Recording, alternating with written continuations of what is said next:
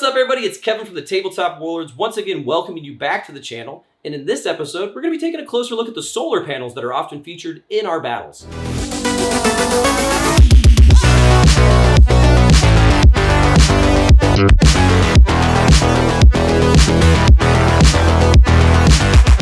The solar panels that we feature are one of the items that I get the most questions on, and so that's why we're kind of looking closer today.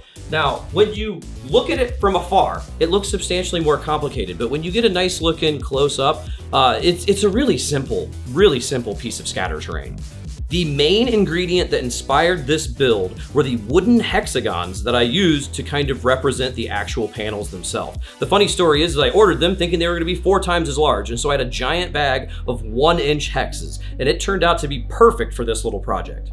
These solar panels basically consist of 2 major parts connected with a straw, really, when it comes down to it. The first part is the actual panel of the solar panels, and that is just simply the wooden hexagons glued to what amounts to be a cardboard backing. And then that is attached to the base using paper straws and cardboard. And then the base itself is once again cardboard, and it has a wooden cube glued down right next to one of the plastic bottle caps that I use, and they're various sizes. And then to add more detail, I just went in with smaller pieces of like a cereal card box that's a little bit thinner, and then just caps. And then the whole thing got an incredibly simple paint job with acrylic paints. It's mostly gray, dry brushed with a lighter gray, and then the actual panels themselves come to life with the paint job that I chose, which was just blue paint. So it's very simple, and if you spent twice as much time as I did, yours will look even better.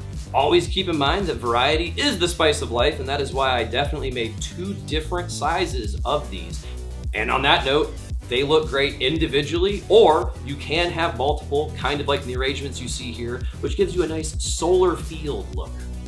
Now, these solar panels are going to look great on any kind of science fiction oriented table, be it for a science fiction oriented war game or a tabletop role playing game. And they really sit out well. The blue kind of pops in comparison to the industrial grays and rust colors that you're going to see a lot of times. And so it has a nice look on the table.